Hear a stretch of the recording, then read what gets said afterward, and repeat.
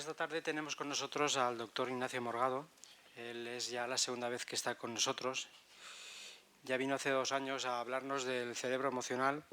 Él es catedrático de psicobiología en el Instituto de Neurociencia y la Facultad de Psicología de la Universidad Autónoma de Barcelona. Ha realizado estudios y trabajos de investigación en las universidades de Ruhr, Alemania, Oxford, en el Reino Unido, y el Instituto Tecnológico de California en Estados Unidos. Posee premio extraordinario de licenciatura, premio de la Sociedad Española de Psicología, la mejor tesis doctoral. Posee el premio Divulga en el año 1985 del Museo de Ciencia de Barcelona. Fue decano, fundador de la Facultad de Psicología y director del Departamento de Psicobiología y Metodología de las Ciencias de la Salud en la Universidad Autónoma de Barcelona. Pertenece a varias sociedades científicas internacionales y ha sido miembro del Comité Ejecutivo de la Sociedad Europea del Cerebro y la Conducta. Es autor de más de un centenar de trabajos sobre psicología y neurociencia cognitiva, publicados en revistas científicas y libros nacionales e internacionales.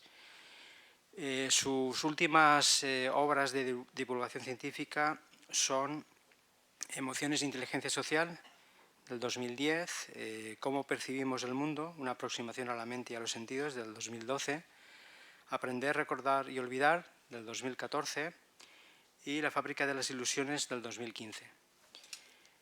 Claves científicas para enseñar y aprender es el título de su conferencia.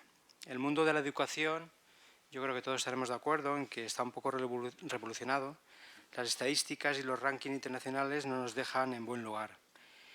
Los cambios de planes académicos y las carencias de recursos para implementar una educación de calidad producen cierto nerviosismo entre los enseñantes. No vendrá mal una reflexión sobre cómo el cerebro aprende y adquiere conocimientos. Ignacio nos va a hablar de lo que hemos aprendido recientemente sobre cómo el cerebro humano representa y almacena la información. Pues solo me queda darte las gracias, Ignacio, por estar otra vez aquí con nosotros y, bueno, pues te cedo la palabra. Gracias. Buenas tardes. Muchas gracias, Vicente. Es un placer para mí, un honor volver otra vez a esta sala, encontrarla una vez más repleta. Tengo un agradable recuerdo de la vez anterior que estuve aquí, de las intervenciones de mucha gente de Alcoy, de todo lo que comentamos en aquel momento, hablando del cerebro emocional.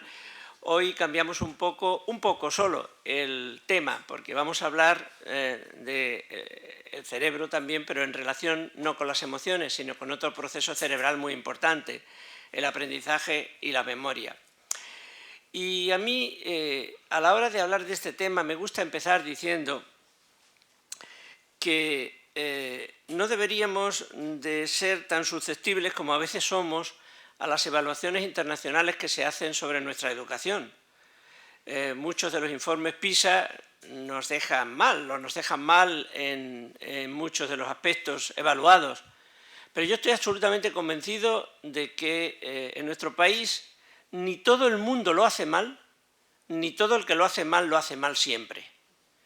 Es muy importante reconocer el esfuerzo que muchos profesores están haciendo en todos nuestros ámbitos educativos. Y a veces generalizar una crítica pues puede tener también consecuencias negativas, especialmente en mundos difíciles como el de la secundaria, donde los profesores se enfrentan al alumnado más difícil de sobrellevar, con problemas que rebasan a los estrictamente académicos y donde lo peor que podemos hacer es desilusionar a quien día a día está luchando precisamente para llevar adelante un proceso educativo que es, como digo, el más complejo y difícil de todos. Y hecho ese pequeño homenaje que me gusta hacer a mis compañeros, colegas de la secundaria, yo soy profesor, como ustedes saben, de universidad, pues voy a empezar a hablar de lo que desde mi punto de vista profesional puedo comentar en relación con cómo el cerebro aprende, recuerda y olvida, y derivado de ello, pues voy a intentar exponer unas cuantas claves prácticas para mejorar el aprendizaje y la educación en general. Mucho de lo que se comenta acerca de la renovación de los procesos educativos, la mejora de los procesos educativos, tiene más de filosofía, de grandes conceptos, de grandes ideas, que de propuestas prácticas. Y creo que necesitamos empezar a entrar un poco en el campo de las propuestas prácticas para que no todos sean grandes ideas, revolucionarias ideas, abstractas muchas veces ideas sobre lo que significa mejorar la educación en nuestro país. También quiero decirles otra cosa. Aunque yo tengo la doble vertiente de investigador de laboratorio sobre el cerebro y también profesional de la educación, porque llevo muchos años siendo profesor universitario y enfrentándome pues casi cada día a muchos alumnos, pero alumnos desde luego, como digo, mucho más fáciles que los de secundaria, porque son ya alumnos mayores, en los cuales ya el sentido de la responsabilidad pues ya es superior, ¿no? Pues lo que quiero decirles es que desde el punto de vista de la neurociencia, lo que los neurocientíficos muchas veces hacemos es descubrir por qué lo que funciona, funciona.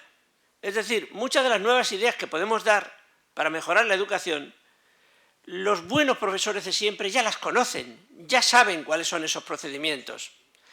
Quizá lo que aportamos muchas veces los neurocientíficos pues es precisamente una explicación de por qué las cosas que funcionan bien, pues funcionan bien. Y no siempre estamos, digamos, aportando novedades. Yo siempre he dicho que esto que ahora se llama la neuroeducación no tiene por qué consistir ni mucho menos en que el científico de laboratorio venga a decirle al profesor cómo tiene que hacer las cosas. No. El que sabe cómo debe de hacerse lo mejor para que funcione el proceso educativo es el que está trabajando cada día en su propio ámbito. El profesor de secundaria, el profesor de primaria y también el profesor universitario. La neurociencia, el conocimiento científico, puede apoyar lo que funciona, descartar lo que no funciona, dar alguna idea nueva sobre cosas que se podrían hacer y no se hacen, pero la verdadera responsabilidad la tiene siempre el maestro, el profesor, que está pisando su propio terreno y tiene unas condiciones muy especiales para trabajar. Condiciones muy especiales que son las del tipo de alumnado que tiene, las de la clase social de ese alumnado, las de la edad de ese alumnado, etcétera, etcétera. Es decir, cada mundo educativo es un mundo especial. Hecha esta breve introducción para que ustedes entiendan cuál es mi filosofía con respecto al mundo de la educación, pues empiezo ya a hablar del cerebro. Miren ustedes. Como ya tuve ocasión de comentar hace 2 años, creo, en esta misma sala, el cerebro humano es el órgano más complejo que existe en el universo conocido. Actualmente, los estudios que tenemos nos indican que en cada uno de nuestros cerebros hay aproximadamente unos 80.000 millones de neuronas, 80.000 millones de células nerviosas. Y ahí está todo lo que somos. Gracias a esos 80.000 millones de neuronas nos reconocemos a nosotros mismos, sabemos de nuestra propia existencia, sabemos de la existencia de los demás, percibimos el mundo, entendemos las cosas que pasan, es decir, absolutamente todo lo que hay en nuestra mente, absolutamente todo lo que podemos conocer pasa por ese filtro básico funcional que es el cerebro humano. El cerebro humano hace 2 cosas. Controla el funcionamiento de nuestro cuerpo, algo que hace de manera automática, de manera refleja, de manera inconsciente, que todo funcione bien en nuestro organismo, que funcione bien los riñones, la digestión, el corazón, etc. Eso lo hace de manera, como digo, refleja, automática, sin que nos demos cuenta. Y lo hace 24 horas al día, 365 días al año y durante toda nuestra vida. Pero hace otra cosa también, muy importante, igualmente importante, que es crear la mente. Crear la mente y controlar el comportamiento.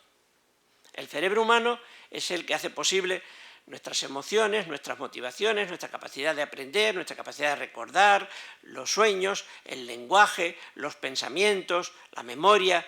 Todo eso son procesos mentales. Y los procesos mentales son procesos cerebrales. Procesos cerebrales y procesos mentales interactivos que se influyen mutuamente. Es decir, la emoción puede influir en la memoria puede influir en la emoción. Un determinado recuerdo nos puede emocionar. También determinadas emociones pueden hacer que lo que nos pase en ese momento lo recordemos durante mucho tiempo, como tendré ocasión de exponer a lo largo de esta conferencia. Entonces, hoy nos vamos a centrar en uno de los procesos mentales que crea el cerebro, el aprendizaje y la memoria. Aprender es básicamente asociar. Asociar, por ejemplo, la palabra Titanic con un barco, con un naufragio o con una película y unos personajes y una música. Cuando nosotros asociamos cosas, una palabra, un sonido, una palabra escrita con unos personajes o con una historia, nuestro cerebro cambia. Las neuronas cambian. Ocurren una serie de modificaciones en nuestro cerebro que son las que hacen posible la memoria. Esas modificaciones que tienen lugar en nuestro cerebro cuando aprendemos, cuando asociamos cosas, son la memoria. La memoria es esa huella que queda en el cerebro después de haber aprendido. Y funciona de tal modo que una vez establecida, basta con que volvamos a oír, en este caso, la palabra Titanic, para que yo inmediatamente, de manera automática, recuerde lo que tengo asociado a la palabra Titanic. En este caso, pues los personajes de la película, el naufragio o lo que sea. Podríamos poner miles de ejemplos, pero lo interesante aquí es darnos cuenta de que aprender es modificar el cerebro. La educación modifica el cerebro. Si no lo hiciera, no tendría ningún valor, no serviría para nada. Cuando aprendemos, nuestro cerebro cambia. Nadie saldrá esta tarde de aquí con el mismo cerebro que ha entrado. Ni yo, ni ninguno de ustedes. Porque en lo que yo pueda haber aprendido explicándoles cosas del cerebro y la mente humana, y en lo que ustedes puedan haber aprendido escuchando mi conferencia, se han originado cambios cerebrales en ustedes y en mí, que son la base de la memoria que nos va a quedar aquí de esta tarde. Y la pregunta es, ¿en qué consisten esos cambios que ocurren en el cerebro cuando aprendemos? Pues miren ustedes, las neuronas son células muy ramificadas, como la que tienen ustedes en la pantalla, ¿no? Esas ramificaciones que tienen las neuronas les sirven, pues, para conectarse entre ellas. Los 80.000 millones de neuronas que tenemos en nuestro cerebro no funcionan cada una de ellas aisladamente, sino que están interconectadas, formando complejos circuitos. Cualquier pensamiento, cualquier idea, cualquier percepción visual, auditiva, de gusto, de tacto, etc., cualquier recuerdo, cualquier memoria, supone que de esos 80.000 millones de neuronas, un grupo de ellas, pongamos de 3 millones, o de 3 millones y medio, o de 3.450.000, o de 5 millones, se han interconectado de manera especial. Y esos 3 millones de neuronas interconectadas de manera especial tienen la base del recuerdo que hemos establecido. Es decir, han formado una memoria como resultado de una experiencia que hemos tenido que nos ha permitido aprender. De esa forma, fíjense, aquí a la derecha pueden comprobar una serie de neuronas, aquí no ponemos las 80.000 millones porque no cabrían, solamente unas cuantas para que ustedes vean cómo más o menos se relacionan entre ellas formando circuitos, pero cuando aprendemos algo especial, algunas, como las que vemos más abajo en rojo, han quedado especialmente conectadas, han quedado relacionadas entre ellas. Y ese circuito que se forma cuando aprendemos es la base de la memoria. Ese circuito es, por tanto, un cambio morfológico y funcional en nuestro cerebro. Es decir, ha habido realmente cambio en las neuronas para que podamos aprender. Y resulta que esos circuitos que se forman en el cerebro cuando aprendemos se refuerzan más y más cuando repasamos lo aprendido. De la misma forma que cuando empieza a llover en un sitio donde nunca ha llovido, pues al principio, si el suelo es blando, no hay todavía canales por los que circula el agua, pero si llueve mucho, acaban por formarse una serie de canales. Y cada vez que vuelve a llover, esos mismos canales vuelven a conducir el agua de la lluvia. Y cuanto más llueve, más hondos y profundos se hacen esos canales. Pues igualmente, las conexiones, los circuitos que se forman en nuestro cerebro cuando aprendemos algo, se hacen más fuertes, más profundos, más consistentes cada vez que repasamos lo aprendido. Es decir, podemos establecer un símil, una metáfora entre los circuitos cerebrales que constituyen la memoria y los canales que forma la lluvia en los terrenos blandos cuando llueve. Y precisamente el cerebro es como un terreno blando, porque es un órgano tremendamente plástico, tremendamente transformable en lo que significa modificar la interconexión entre todos esos millones de neuronas. La capacidad que tenemos de aprender gracias a tan enorme número de neuronas es extraordinaria, Podemos aprender y podemos recordar realmente muchas más cosas de las que habitualmente recordamos, pero tampoco es necesario recordarlo todo, como tendremos ocasión de ir comentando. Fíjense, el cerebro humano, nuestro cerebro, puede aprender cosas que no son explicables, puede aprender hábitos, puede permitirnos aprender a tocar un instrumento, a montar en bicicleta, a escribir, a peinarnos, a vestirnos, a multiplicar mentalmente, etc. Todo eso son hábitos, hábitos que el cerebro los establece con mucha fuerza, hábitos que son resultado de conexiones que se forman en unas estructuras internas que tenemos en el cerebro y que se llaman los ganglios basales. Ahí en esos ganglios están la mayor parte de las neuronas que se interconectan en esos circuitos de los que hablábamos anteriormente para que yo pueda tener permanentemente el aprendizaje y la memoria de cualquiera de estos hábitos. Fíjense ustedes en lo fuerte que están establecidos en nuestro cerebro los hábitos. La gente tiene miedo de que se le olvide, pues, sobre todo a determinada edad, el nombre de una persona, amiga, conocida. Pero la gente no suele tener miedo de que se le olvide cuando se levante por la mañana cómo peinarse o cómo abrocharse un botón. Y sin embargo, eso es algo que no es más que una memoria, porque nadie nació sabiendo abrocharse un botón o sabiendo hacerse el lazo del cordón de un zapato o sabiendo vestirse o peinarse. Lo hemos tenido que aprender en algún momento de nuestra vida. Y curiosamente no le tenemos miedo a que esas cosas se nos olviden. Nadie va por ahí temiendo que se me olvide cómo coger la cuchara para comer. O nadie va por ahí temiendo que se me olvide cómo conducir el coche. Estos hábitos que el cerebro es capaz de establecer son también aprendizaje. Y si los podemos realizar con tanta eficacia y sin miedo de perderlos, es porque las memorias que se han formado en el interior de nuestro cerebro son muy fuertes y consistentes. Los circuitos que se establecen en nuestro cerebro para generar hábitos, lo que llamamos memoria implícita, son muy poderosos. Normalmente cuesta mucho de formar. Nadie aprende a montar en bicicleta la primera vez que sube en ella. Antes hay que darse unos cuantos tortazos. Nadie aprende a escribir la primera vez que coge la pluma. Hay que hacer muchos garabatos antes de saberlo hacer. Cuesta mucho. Nadie aprende ningún hábito a la primera. Hay que practicar. Y la práctica perfecciona. Pero una vez que lo hemos adquirido, cuesta mucho de olvidar.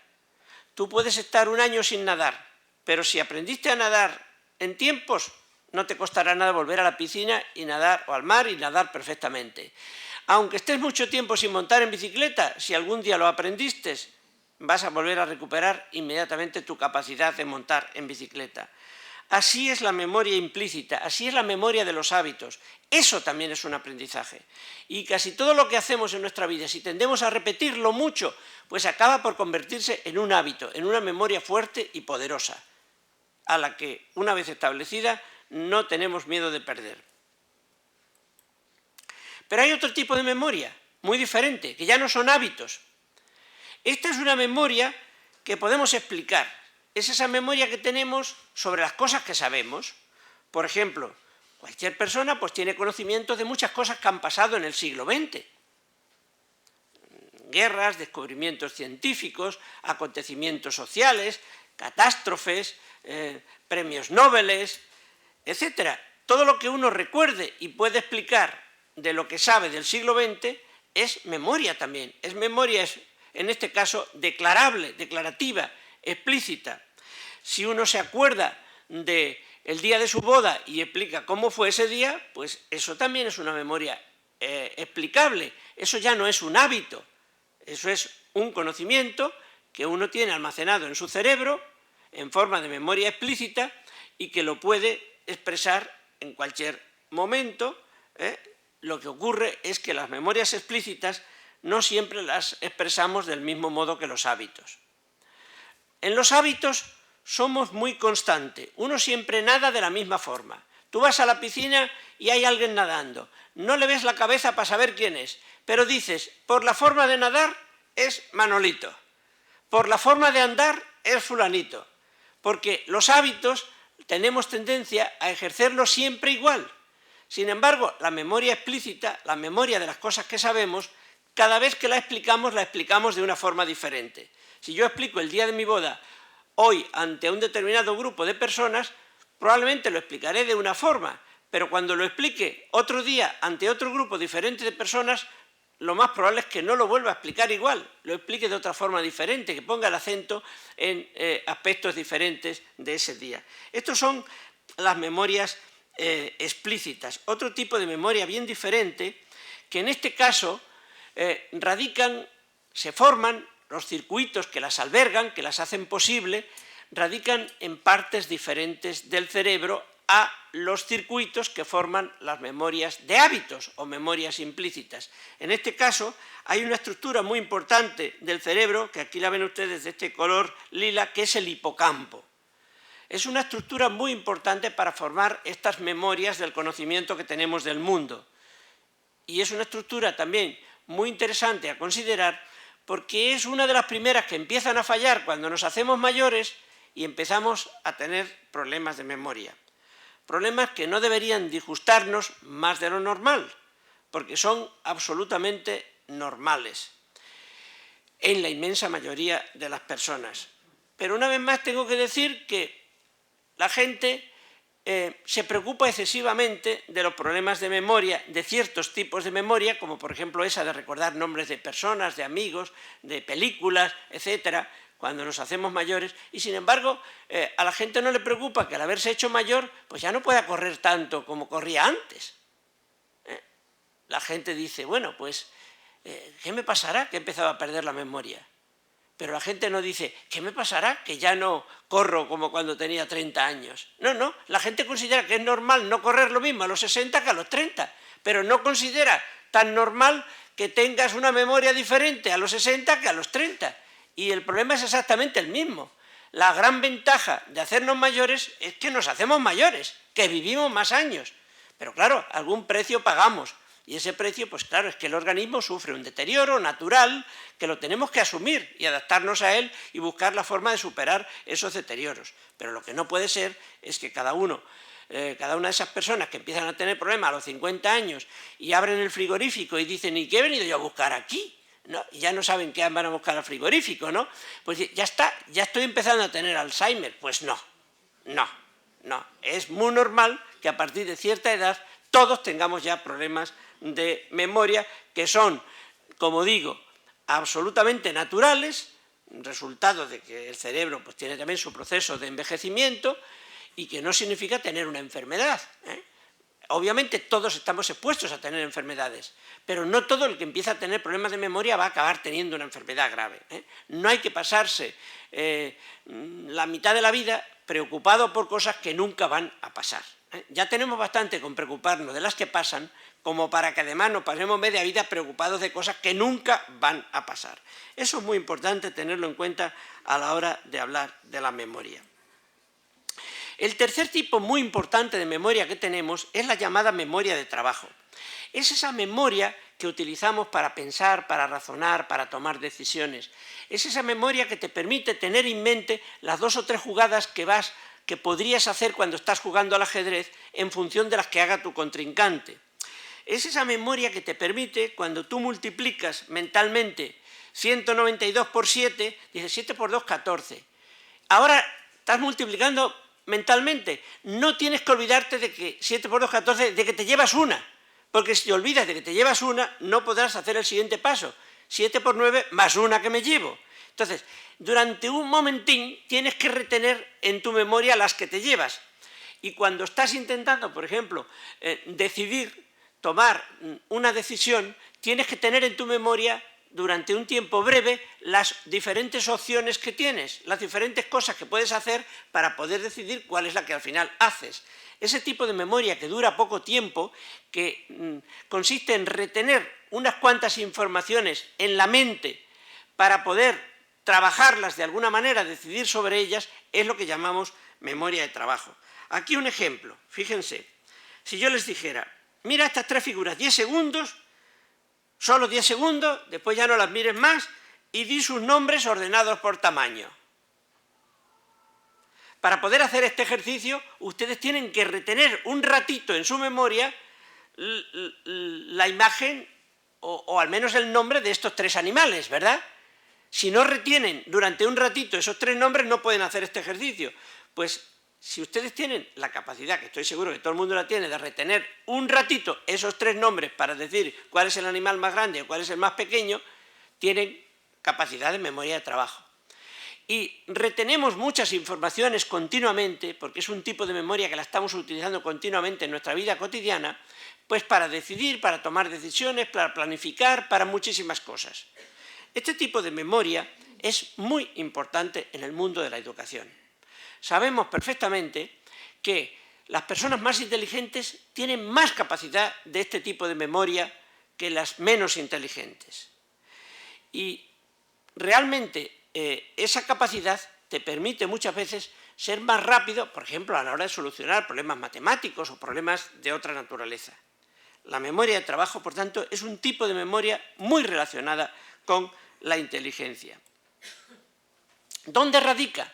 Este tipo de memoria radica en la parte frontal del cerebro, la parte más desarrollada del cerebro humano, la corteza prefrontal. La corteza prefrontal solamente alcanza cierto volumen, cierto tamaño en nosotros los humanos. Ninguna otra especie animal, ni siquiera los primates que nos siguen en la escala evolutiva, los chimpancés, etcétera, tienen una corteza prefrontal tan desarrollada como la nuestra. Esta corteza prefrontal es la que nos permite retener esas informaciones para pensar, para razonar, para decidir, etcétera, que constituyen la memoria de trabajo. Un tipo de memoria muy importante en nuestra vida cotidiana y muy, como digo, relacionada con la inteligencia de las personas. Las personas que tienen más memoria de trabajo suelen tener más inteligencia. Las personas que tienen mucha inteligencia suelen tener más capacidad de memoria de trabajo, más capacidad de retener en mente informaciones para razonar y trabajar con ellas mentalmente.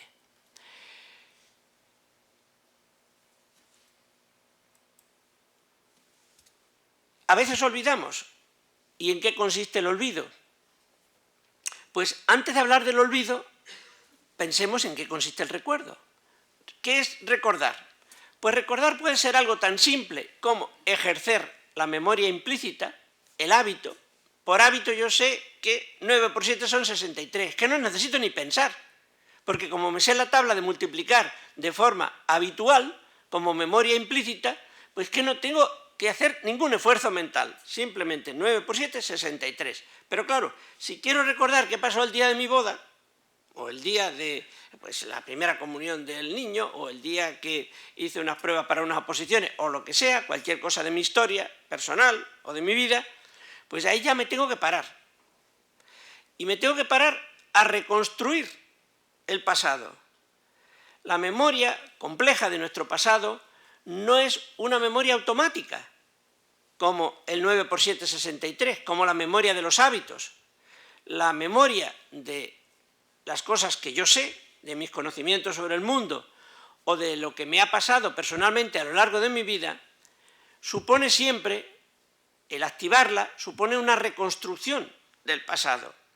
Es decir, que cuando yo intento explicarle a alguien algo que me pasó, cada vez, como les dije antes, lo explico de una forma diferente. Vuelvo a reconstruir lo que pasó. Y eso es muy importante porque significa que cuando yo reconstruyo mi pasado, cuando yo intento recordar las cosas que me han pasado en mi vida, cambio mis recuerdos. Eso no es una memoria fiel. Una memoria fiel es el 9 por 7, 63. Pero la memoria que yo tengo de algo que me pasó hace 5 años nunca es fiel. Cada vez que la explico de forma diferente. Porque la audiencia que tengo pues es una audiencia diferente y quiero enfatizar unas cosas u otras según quien me está oyendo, o porque yo mismo he cambiado de manera de pensar, de razonar, tengo nuevos conocimientos, tengo nuevas emociones, tengo nueva manera de ser y veo mi propio pasado de manera diferente. Y como lo veo de manera diferente, lo explico también de manera diferente. Es decir, la memoria compleja no es una memoria que funcione como un DVD, que tú lo pones hoy y oyes una melodía. Si el mismo DVD no está dañado, lo pones dentro de 10 años y oyes exactamente lo mismo. No. Nuestra memoria biológica de las cosas que nos han pasado cambia con el tiempo. La memoria va cambiando. Tanto que a veces lo que recordamos no tiene casi nada que ver con lo que pasó en realidad. Llega un momento en que nuestras memorias responden más a lo que nos hubiera gustado que hubieran sido las cosas que a lo que realmente fueron. Y más todavía, llegamos a crear falsas memorias, llegamos a creernos que pasaron cosas que nunca pasaron, a base de reconstruir progresivamente el pasado de una forma diferente. Así es la memoria biológica. La memoria biológica, la memoria explícita, la memoria declarativa, es una memoria reconstructiva. Yo les he puesto aquí esta foto para que entiendan un poco más lo que quiero decir. En teoría, esa foto tendría que ser el pueblo de Guernica, en el País Vasco, tal como era inmediatamente antes que lo bombardearan la Legión Cóndor alemana como preparativo para la Segunda Guerra Mundial. Pero, en realidad, eso no es Guernica, eso es un pueblo de Cataluña, de Lleida, de Lérida, donde se está intentando recrear cómo era Guernica para hacer una película sobre ese bombardeo. Entonces, el intento de reconstruir el pasado puede tener mucho parecido con el pasado, pero nunca es idéntico al pasado. A la memoria biológica, a nuestras memorias de las cosas que nos han pasado y de las cosas que sabemos, les pasa exactamente lo mismo. Siempre son una reconstrucción no siempre fiel de lo que verdaderamente ocurrió. Y entonces, ahora sí, ¿qué es el olvido? Pues miren, el olvido, lo primero que tenemos que decir es que muchísimas veces no es olvido. A mí me vienen estudiantes, que yo los examino oral, como después tendré ocasión de explicar en mi universidad, y me dicen muchas veces, profesor, es que yo esto lo he olvidado. Y le digo, no, es imposible, no lo has olvidado. Porque solamente se puede olvidar aquello que alguna vez se supo. Lo que nunca se supo es imposible que se pueda olvidar. Es imposible que se pueda olvidar. Y es muy importante tenerlo en cuenta por una sencilla razón, porque muchas veces creemos y nos acusamos a nosotros mismos de tener mala memoria porque creemos que olvidamos cosas y no es verdad. Hay cosas que no las olvidamos. No me acuerdo dónde puse las llaves, qué mala memoria tengo. Oye, no, mira, no es verdad, no tienes mala memoria. No tienes por qué acordarte de dónde pusiste las llaves. ¿Sabes por qué? Porque no pusiste ninguna atención en ver dónde pusiste las llaves. Entonces, no formaste una memoria de dónde pusiste las llaves. Y como no formaste una memoria, no te puedes acordar de dónde están las llaves. No es que tengas mala memoria, no es que se te olviden mucho las cosas, es que no prestaste atención. Claro, va uno a una fiesta, ¿no? Y al entrar te presentan a mucha gente. Y te dicen los nombres. Y después continúa la fiesta y entonces te vuelves a encontrar con otras personas que te presentaron. y la saludas otra vez y dice, oye, perdona, pero es que yo tengo muy mala memoria, no me acuerdo cómo me dijeron que te llamas. No, ni prestaste ninguna atención al nombre de esa persona cuando te lo presentaron, salvo eso sí, que fuera una persona que te interesaba mucho, o un chico muy guapo, o una chica muy guapa, entonces sí que prestas atención y no se te olvida. Entonces, fíjense, lo primero que tenemos que decir del olvido es que muchísimas veces no es verdadero olvido. No podemos olvidar lo que nunca supimos. Y no nos castiguemos a nosotros mismos diciendo qué mala memoria tengo, qué mal estoy, qué mal está mi cerebro, voy a tener alguna enfermedad. No. Pero otras muchas veces el olvido tampoco es olvido porque en realidad consiste en que la información, el recuerdo está ahí, pero por alguna razón no podemos acceder a él. Es el típico ejemplo de que uno está en el comedor, va a la cocina y llega a la cocina y dice, ¿y qué he venido a hacer yo aquí? Y entonces, si quieres saber lo que has ido a hacer allí, pues tienes que volver otra vez al comedor, ver que allí estabas poniendo la mesa y que había unas velitas y que querías encenderlas para la cena y has ido a la cocina a buscar unas cerillas para encender. Pero si no vuelves al comedor, no sabes qué fuiste a hacer a la cocina. En este caso ocurre mucho que las memorias están disponibles pero no accesibles, están en nuestro cerebro, pero no podemos llegar a ellas. Y la prueba de que no se nos han olvidado es que no te acuerdas ahora, pero dentro de un rato, cuando has ido del comedor a la cocina, de la cocina al comedor, vas y te acuerdas. Muchas veces no te acuerdas de algo y tú mismo dices, bueno, ya me acordaré, porque tienes la experiencia de que a lo mejor cuando cambie tu mente o cambies de posición o vayas a otro sitio, te vas a acordar. Entonces, la memoria seguía estando ahí. Lo que fallaba es la posibilidad de acceder a ella, la posibilidad de evocarla. Pasaba exactamente lo mismo que le ocurre pues, a esa chica que hay ahí en el balcón del castillo. Esa chica está disponible, pero su padre ya se ha encargado de que no esté accesible poniendo unos cuantos candados en la puerta. Entonces, eso es lo que le ocurre muchísimo a nuestras memorias. Están ahí, no se han ido, porque formamos circuitos de aprendizaje. Pero no podemos acceder a ella por una razón, y la razón muchas veces es que nuestro cuerpo está en una situación muy diferente de la que estaba cuando aprendimos. Y el recuerdo requiere igualar mucho la situación del recuerdo con la del aprendizaje. Muchos estudiantes, cuando van a un examen, dicen quedarse en blanco. Y es verdad, se quedan en blanco de algo que dicen que lo sabían perfectamente ayer, pero ahora no se acuerdan. Lo que muchas veces ocurre es que cuando el estudiante a veces abusa de sí mismo, pasando muchas horas estudiando bajo los efectos de café, sin dormir, con una cierta tensión emocional, etc., su cerebro, las neuronas que se conectan para formar lo que está aprendiendo en ese estado, están muy dependientes de ese mismo estado. Y cuando ese estado cambia, ya no hay manera de encontrar en el cerebro las neuronas que han formado esa memoria, a no ser que vuelvas al mismo estado. Miren, les diré una cosa que se comenta que se hacía en tiempo, afortunadamente ya no. Se comenta que antiguamente los estudiantes que querían aguantar mucho rato estudiando tomaban determinadas drogas, ¿no?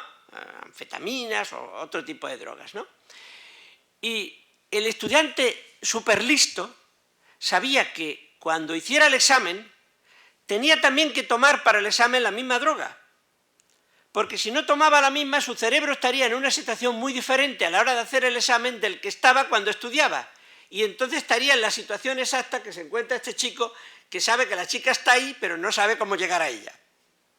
Es decir, cuanto más igual esté nuestro cuerpo cuando aprendemos, que cuando intentamos recordar, más posibilidades hay de que verdaderamente recordemos, de que el recuerdo sea bueno. Y no solamente depende la memoria de nuestro cuerpo, del estado interior de nuestro cuerpo y nuestro cerebro, depende también del estado exterior. Muchas veces recordamos una cosa cuando estamos en el sitio adecuado para recordarla, pero no en otro. Muchas veces tú te encuentras por las calles de una ciudad a una persona que no es el lugar habitual donde tú ves a esa persona, sabes que la conoces, pero no eres capaz de saber quién es. Pero si la ves en el lugar donde habitualmente la ves, sí sabes quién es.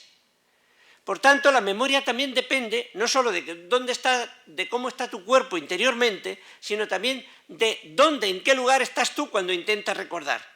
Y cuanto más lejos estés del lugar original, más difícil se pone el recuerdo en esos casos, ¿no?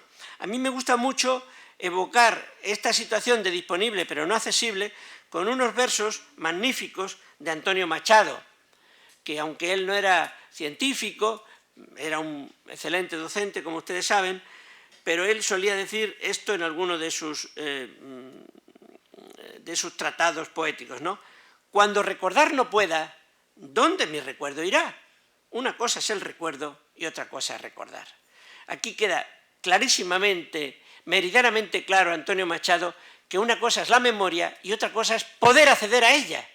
Y que el no poder acceder a una memoria no significa que eso ya no esté en tu cerebro, que eso ya se te haya olvidado. Puede significar sencillamente que tú no estás en estos momentos en condiciones de recordar. Pero cuando cambien tus condiciones externas o internas, vas a recordar nuevamente. Eso va a ocurrir muchísimas veces. Pero en cualquier caso, el olvido puede ser muy consistente en determinadas situaciones. Y vamos a ver por qué realmente podemos olvidar, ¿no? Vamos a ver, la primera, vamos a quitar esto de aquí, la primera razón por la que la mayor parte de las veces olvidamos es la que ya hemos dicho, porque en realidad nunca supimos lo que ahora queremos recordar y nunca lo supimos porque no pusimos verdadera atención, porque no formamos una auténtica memoria. Poca atención al aprender es una de las primeras causas de no recordar, una de las primeras causas del olvido. La segunda, miren, la sinapsis es la conexión entre una neurona y otra. Si en el cerebro tenemos 80.000 millones de neuronas muy ramificadas y esas ramificaciones forman conexiones entre todas las diferentes neuronas, imagínense los billones de sinapsis que tenemos, de conexiones entre las neuronas. Pues bien, cuando se forma un circuito capaz de albergar una memoria, ese circuito puede contener millones de conexiones entre las neuronas, millones de sinapsis. Esas sinapsis, esas conexiones, también pueden perderse con el tiempo. Las neuronas que están conectadas pueden desconectarse. Parte del circuito puede quedar desconectado. Y esa es una causa muy importante de olvido. ¿Y cuándo suele ocurrir eso? Pues eso suele ocurrir cuando llevamos mucho tiempo sin repasar una determinada información. A todos nos pasa que cuando hace mucho tiempo que no recordamos algo, puede olvidársenos total o parcialmente. Por tanto, el repasar aquello que nos importa no olvidar es muy importante. La tercera razón por la que olvidamos es una muy especial. Miren ustedes, ¿cómo se guarda la información en un sistema informático, por ejemplo, en un CD, en un compact disc? Pues el compact disc tiene una determinada capacidad. Cada vez que yo introduzco ahí una información, ocupa un espacio de memoria. Espacio que ya no queda disponible el resto. Incluyo otra información y se ocupa otro trozo del espacio. Y así sucesivamente hasta que el disco se acaba. ¿Funciona de esa manera el cerebro humano? No, en absoluto. La memoria humana no funciona de esa manera. En el cerebro se mezcla todo, se mezclan unas memorias con otras. No tenemos un rinconcito, un espacio para cada memoria y así vamos ocupando espacios y espacios del cerebro hasta que se acaba todo el espacio. No. Si fuera así, se nos acabaría enseguida la capacidad de memoria. En el cerebro todas las memorias están mezcladas. Yo puedo tener una memoria, unos circuitos para guardar una determinada memoria y un circuito diferente para guardar una memoria de otra cosa, pero están mezclados. Muchas de las neuronas que forman parte de una memoria pueden formar parte también a la vez de otras muchas memorias. Es decir, la información que almacena, los cambios en nuestro cerebro que almacenan las memorias son cambios promiscuos. La memoria humana es promiscua, están mezcladas unas memorias con otras en nuestro cerebro. Y eso tiene una ventaja y un inconveniente. La ventaja principal es que al poder mezclar muchos circuitos, al poder hacer que un circuito de memoria sirva no solo para una memoria, sino para 1000 memorias diferentes, eso aumenta extraordinariamente la capacidad que tiene nuestro cerebro de almacenar informaciones, cosas. Eso hace que tengamos mucha más capacidad de memoria de la que necesitamos. Pero tiene un inconveniente. Al mezclar el cerebro unas memorias con otras, al ser una forma de almacenamiento de información promiscua, a la hora de recordar, muchas veces se nos confunden los recuerdos. Intenta recordar el nombre de una persona y te sale todo el rato el nombre de otra. Y no hay manera de quitártelo de encima. No, si no es este el que yo quiero recordar. ¿No? ¿Y por qué me sale la Julia Roberts si yo no quiero recordar a la Julia Roberts, si quiero recordar a la Jennifer Aniston? Pero claro, no lo sé, yo busco a la Jennifer Aniston y me sale la Julia Roberts, ¿no? Y no hay manera de que te salga el nombre que... Quieres recordar el nombre de Juanito y te sale el nombre de Pepito. Y eso es porque los circuitos que guardan esas diferentes memorias están mezclados. Y tú a veces intentas rescatarlos mentalmente de tal forma que no llegas al que tú quieres y hay una interferencia que te lleva continuamente al otro. Esa promiscuidad, esa capacidad enorme de interferenciarse las memorias en nuestro cerebro es la clave también de muchísimos olvidos. Es la razón por la que muchas veces no recordamos. Y una última razón de por qué olvidamos, también muy importante, es la siguiente. Cada vez que aprendemos una cosa nueva y formamos una memoria para esa cosa nueva, el cerebro tiende a relacionarla con las cosas viejas que ya sabemos, que son parecidas o que tienen algo que ver con ellas. De esa forma, cuando una memoria nueva queda, por así decirlo, enganchada, unida, conectada, interrelacionada con las memorias viejas, se vuelve mucho más fuerte y consistente. Es decir, la integración de lo nuevo que aprendemos en los esquemas que ya tenemos establecidos en nuestro cerebro es muy importante para que las memorias sean consistentes y duraderas. Si algo nuevo que aprendemos, el cerebro no lo conecta a todo lo demás que conocemos o que sabemos, y esa memoria, por así decirlo, queda ahí suelta en algún espacio del cerebro, la posibilidad de que se olvide es mucho mayor que si una nueva información queda ligada o conectada a otras que ya tenemos. De hecho, todos sabemos que esa asociación ligazón entre diferentes memorias es lo que muchas veces nos hace recordar, porque una cosa te lleva a otra. Recordando una cosa vas a parar a otra y recordando otra vas a parar a otra y así sucesivamente. Esa interconexión que tiene toda la información que tenemos en nuestro cerebro es muy importante para el fenómeno general de recordar. Pues bien, a ver si puedo avanzar. ¿Por qué se me ha bloqueado a mí? Bien, sí, ahora, ya está. Pues bien, fíjense, hasta aquí yo he hecho un repaso, pues la verdad es que un poquito rápido, de qué es el aprendizaje, qué es la memoria, qué tipos de memoria hay. Hemos dicho que hay memorias de hábitos, que las llamamos memorias implícitas, hemos dicho que hay memorias declarativas y explicativas, que las llamamos memorias explícitas, y hemos dicho que hay memorias de trabajo, las que utilizamos para pensar y razonar.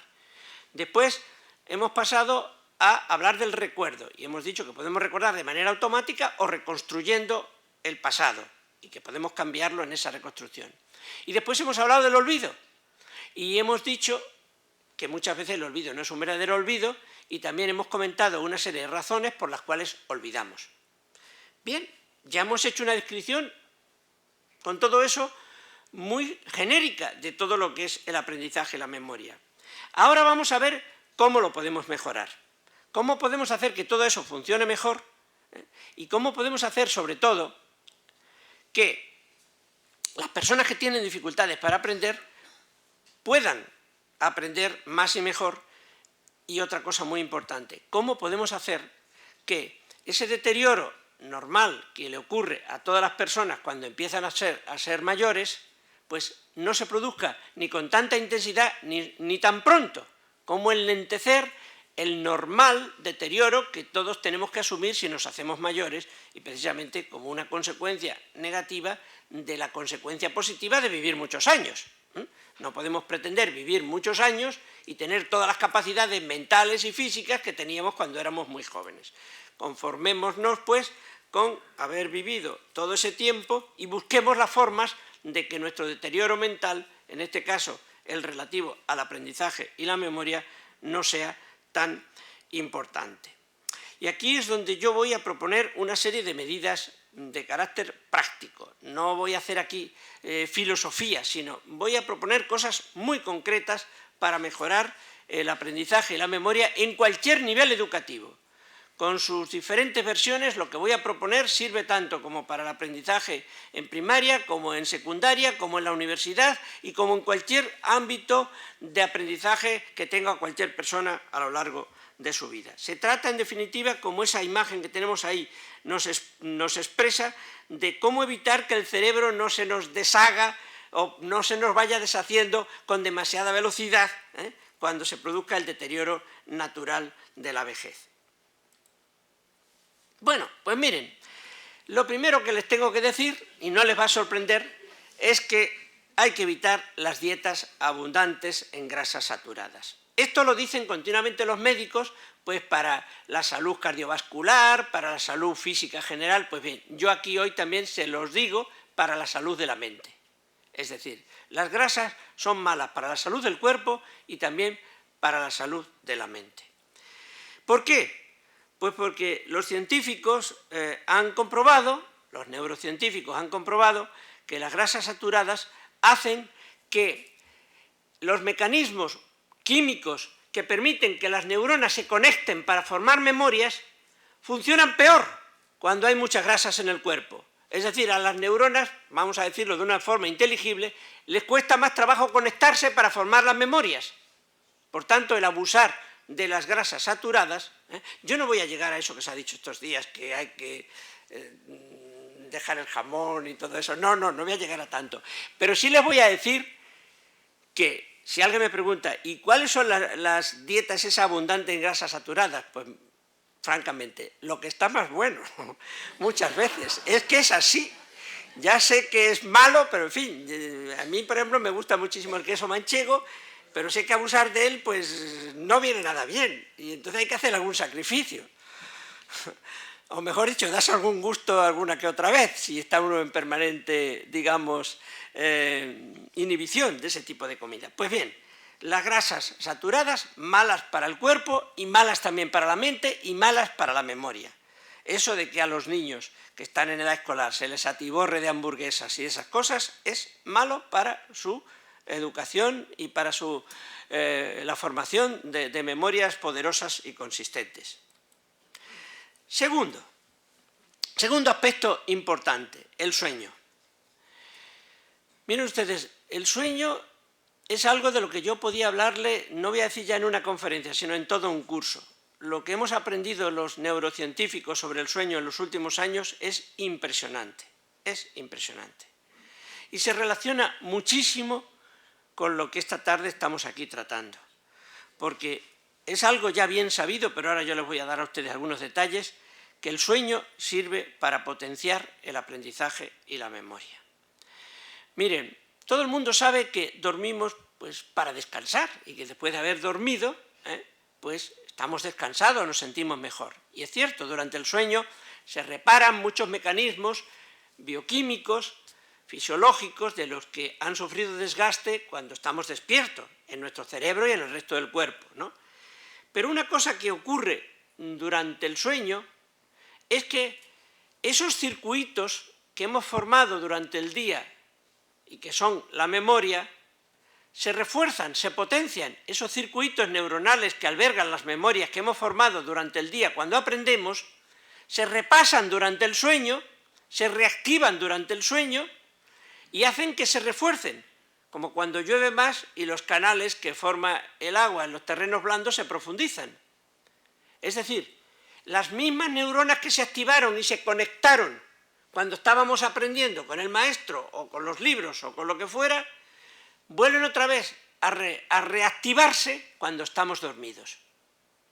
Y eso es una forma de repasar esos circuitos inconsciente, automática, que equivale pues eso a como seguir aprendiendo. Por tanto, dormir bien es muy importante para que las memorias que hemos adquirido durante el día se fortalezcan. se vuelvan mucho más potentes y duraderas. Y claro, alguien estará pensando, pero vamos a ver, si el sueño es tan importante para fortalecer las memorias, ¿qué hay que hacer? ¿Aprender algo y salir corriendo en busca de una almohada? No, no. Se puede esperar hasta la noche. Es decir, la noche, el sueño de la noche todavía recuerda las cosas que aprendimos durante el día. Pero les voy a decir una cosa muy importante. El sueño de la noche repasa sobre todo las memorias de aquellos aprendizajes que uno consideró más importante cuando aprendía, porque él mismo notó la importancia o porque el maestro dijo, esto es más importante que nada, o peor todavía, porque el maestro dice, oye, esto va para examen, ¿eh? Cuando el maestro dice eso, tiene mucha importancia, porque el sueño de la noche hay mucha más probabilidad de que repase eso que va para examen que en otras cosas a las que no se le dio importancia durante el momento en que aprendíamos. Y otra cosa muy importante, la edad. El sueño mejora la memoria de los niños, de los adolescentes, de los adultos, de los mayores, de todos. De todos. El conocimiento que tenemos nos dice que durante toda la vida el sueño sigue siendo eficaz, tanto en los niños como en los jóvenes como en los mayores. ¿Y cuántas horas hay que dormir para que el sueño funcione y potencie la memoria? ¿8 horas? ¿10? ¿O basta con una siesta? Miren, basta con una siesta. Se ha comprobado que una siesta de media hora o 3/4 o unos cuantos minutos ya puede ser suficiente para potenciar la memoria de lo que se ha estado aprendiendo antes de dormir. Pero también sabemos que 8 horas son mejor que 2 y 2 son mejor que media hora para facilitar las memorias de lo aprendido. ¿Y cuándo hay que dormir? ¿Antes o después de aprender? Las dos cosas. Si dormimos bien antes de aprender, tenemos el cerebro, las neuronas más preparadas para conectarse y formar los circuitos que albergan las memorias, que forman las memorias. Si además dormimos después, los circuitos ya formados los reforzamos.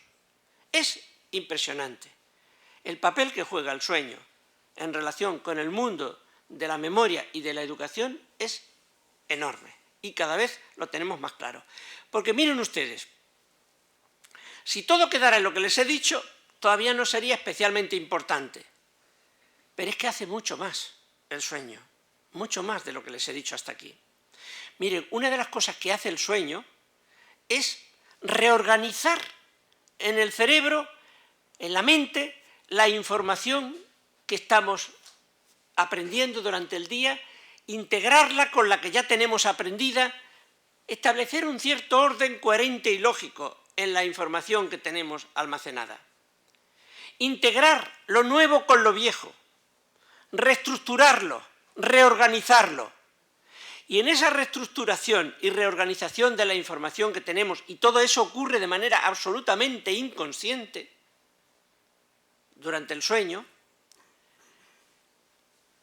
se descubren reglas ocultas, regularidades ocultas, que muchas veces las estamos buscando durante el día, conscientes, despiertos, y no las encontramos. Y durante el sueño se encuentran. La solución a un problema matemático que no acabamos de encontrar despiertos, te puede venir después de una noche de sueño. Porque esa reorganización de la información que ha habido en tu cerebro cuando dormías, ha extraído esa regularidad en la cual está la solución del problema. Y eso es importantísimo. Y a mí personalmente me da la impresión, lo vengo diciendo en mis escritos y en mis conferencias, de que esa capacidad que tiene el sueño para reorganizar la información y para descubrir reglas ocultas, información que conscientemente durante la vigilia no somos capaces de extraer, es una clave importante de eso que llamamos intuición y nadie sabe explicar qué es, o creatividad, que tampoco nadie sabe bien explicar en qué consiste y por qué somos capaces de ser creativos o intuitivos. Probablemente mucho de la creatividad, no digo todo, pero mucho de lo que llamamos un descubrimiento intuitivo puede ser realmente algo que ha proporcionado, generado una noche de sueño. Y hay ejemplos clarísimos y consistentes. Muchos de ustedes seguro que son profesores de química, o bueno, algunos de ustedes pueden ser profesores de química, de física. Bueno, la tabla periódica de los elementos. Dmitri Mendeleev siempre ha dicho que estuvo muchos días dándole vueltas a los átomos y moléculas a ver cómo los organizaba en San Petersburgo, que es la ciudad donde él trabajaba, y no era capaz de descubrirlo hasta que una noche, a medianoche, después de llevar varias horas de sueño, se despertó diciendo: «Eureka, ya lo tengo, ya sé cómo organizar los elementos químicos en una tabla coherente». Claro, fíjense, eso no fue inspiración divina, no le llegó de repente, él no estaba preocupado por la química ni nada, y de repente un día le viene la inspiración. No, él llevaba muchos días metiendo información en su cerebro sobre ese tema. Si no hubiera metido en esos días previos información sobre las moléculas en su cerebro, su sueño no hubiera podido trabajar con información que no existía. Pero precisamente el sueño muchas veces acaba por encontrar la solución a todo eso que le estamos dando tantas vueltas y que vigilmente no somos capaces de hacerlo. Y mira, le voy a poner un ejemplo de cómo eso lo hace el sueño. Un ejemplo de otra naturaleza. Probablemente muchos de ustedes han visto recientemente la película Enigma, Descifrando el Enigma, ¿verdad?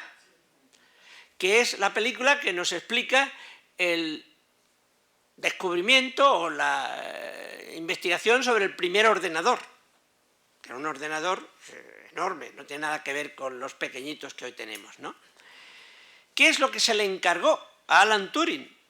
Pues le dijeron: miren ustedes, o mire usted y su equipo, queremos descubrir el código secreto que utilizan los alemanes para organizar sus ataques bélicos en la guerra mundial, ¿no? Y no sabemos cuál es ese código, pero ahí tenemos una cosa. ¿Y qué tienen? Pues mire, tenemos 80.000 mensajes que hemos captado por radio, todos ellos codificados. Los tenemos, pero no sabemos cuál es el código para poderlos entender. ¿Podríamos de alguna manera estudiar estos 80.000 mensajes y extraer de ellos la regularidad que todos tienen, lo que tienen en común, que en definitiva no es otra cosa que el código? Entonces Alan Turing dice: bueno, pues eso un cerebro humano consciente no lo puede hacer. Yo no puedo meterme tantos mensajes en mi cabeza y estudiar esa regularidad, pero puedo intentar construir una máquina que lo haga. Y lo hizo. Construyó una máquina que lo que hacía era: lees cada mensaje que yo te vaya introduciendo y uno tras otro dime qué tienen en común todos los mensajes que yo te voy introduciendo. Y claro, cuando llevaba la máquina 3 semanas o 4, no me acuerdo, metiendo mensajes, extrayendo, intentando encontrar cosas comunes en esos mensajes, sacó el código. Lo hizo una máquina, pero no lo podía hacer una mente consciente trabajando encima de una mesa con papel y lápiz y leyendo mensajes. Pues miren, algo muy parecido a eso que hace la máquina de Turing, el ordenador, es lo que hace el cerebro de manera automática. Algo que no podemos hacer conscientemente, pero el cerebro sí es capaz de hacerlo de manera inconsciente y automática. Extraer regularidades en una gran cantidad de información que va procesando de manera, como digo, automática, refleja, etc. Miren ustedes, los anglosajones, creo que en Inglaterra, viendo la importancia tan grande que puede tener el sueño para el mundo del aprendizaje, de la memoria y de la educación en general, han llegado a plantear la posibilidad de que se permitiera a los adolescentes empezar las clases más tarde, por la mañana, porque les permitiría, en teoría, dormir más y facilitar más las memorias de lo aprendido el día anterior. Pero como ustedes ya están todos pensando, esa idea se ha descartado enseguida, porque si el adolescente empieza las clases más tarde por la mañana, lo que hace es irse a dormir más tarde por la noche, en cuyo caso no ganaríamos nada, lo que haríamos es perder. Por tanto, y bueno, la conciliación familiar, claro, si luego el padre, pues los padres no van al trabajo a la misma hora que van los hijos, pues eso crea un problema horrible. ¿Quién vuelve del trabajo para buscar a su hijo que sigue durmiendo y llevarlo a la escuela o al colegio o lo que sea? Se ha descartado porque, claro, es impracticable, pero se lo digo para que vean ustedes hasta qué punto se está valorando lo importante que puede ser el sueño, especialmente en algunas épocas de la vida, para facilitar el aprendizaje, la memoria, la culturización, especialmente de los adolescentes, ¿no? Miren, el sueño repara las neuronas dañadas, reproduce, como les digo, la actividad de las neuronas durante la vigilia para reforzar las memorias y promueve una cosa muy importante en el cerebro. Promueve lo que los científicos llamamos neurogénesis. ¿Qué es esto de la neurogénesis? La neurogénesis es la formación de nuevas neuronas en el cerebro. Durante mucho tiempo los científicos hemos creído que nacemos con un número determinado de neuronas, vamos perdiendo algunas a lo largo de nuestra vida y las que perdemos ya nunca más se recuperan. Pues no es verdad. Ahora sabemos, esto no lo llegó a saber ni siquiera nuestro gran neurocientífico, el premio Nobel Ramón y Cajal, pero hoy sabemos que cada día nacen miles de nuevas neuronas en nuestro cerebro. No en todo el cerebro, especialmente en algunas partes del cerebro. Y una de esas partes es el hipocampo, esa parte que les dije anteriormente que está muy relacionada con la memoria. Pues bien, muchas de esas neuronas que nacen cada día en nuestro cerebro no se hacen mayores, no se hacen adultas, mueren, no maduran. Pero otras sí. Y una de las cosas que puede hacer el sueño, además de aumentar el número de neuronas que nacen cada día en nuestro cerebro, es facilitar el que muchas de ellas no mueran, no desaparezcan, que se conviertan en neuronas maduras, adultas, que funcionen y que se integren en esos nuevos circuitos que se están estableciendo para formar memorias. En cierto modo, el que en nuestro cerebro cada día puedan nacer nuevas neuronas es algo así como si cada día pudiéramos aumentar la capacidad de memoria del ordenador, añadiéndole algunos bits más, con la diferencia de que esta memoria biológica, pues todas esas nuevas neuronas que nacen en nuestro cerebro no sobreviven, algunas desaparecen. Pero factores como el sueño y el que les voy a contar a continuación influyen en que esas neuronas sean más las que nacen cada día y además se vuelvan adultas, sobrevivan y funcionen y nos den beneficios mentales. Y lo tercero que le quiero decir, relacionado con ello, pues es que es muy importante practicar deporte y actividades físicas diversas para el aprendizaje y la memoria. Es tremendamente importante. Fíjense, lo que menos quiere el cerebro, digamos, que aprende es quietud y nada de movimiento y nada de deporte y nada de actividad física. No, el cerebro quiere actividad física para funcionar bien. Miren esto, 10 semanas de actividad física, esto es un experimento, con 32 adultos de entre 23 y 62 años, fíjense, gente joven y gente mayor, además de mejorar la salud, que eso es algo que siempre hace la actividad física, en la salud general del cuerpo, disminuyó el estrés de esas personas, estaban menos estresadas, estaban más tranquilas, menos ansiosas y mejoró el aprendizaje en tareas ejecutivas. Tareas ejecutivas son aquellas que suponen aprendizaje activo, en el que no basta con oír, sino que tú tienes además que hacer algún esfuerzo especial para aprender respondiendo a preguntas, dando tus propias opiniones, etc. Claro, 10 semanas de actividad física, alguien dirá aquí, ostras, 10 semanas moviéndote, eso es mucha tela, ¿no? Bueno, pues no, también tenemos experimentos que demuestran que solo media hora de bicicleta o de carrera son suficientes para que en el cerebro de una persona mejore el tiempo de reacción, la capacidad de reaccionar cuando están procesando información en el cerebro. La velocidad de procesamiento de la información mental en el cerebro. Fíjense ustedes que una de las cosas que le pasa a la gente mayor, es que enlentecen su capacidad de pensar, de procesar la información, de razonar, de tomar decisiones. Eso es normal. Forma parte de que las neuronas pues tienen cierto deterioro y ya no trabajan igual que cuando somos más jóvenes. Pues bien, el ejercicio físico disminuye esa pérdida.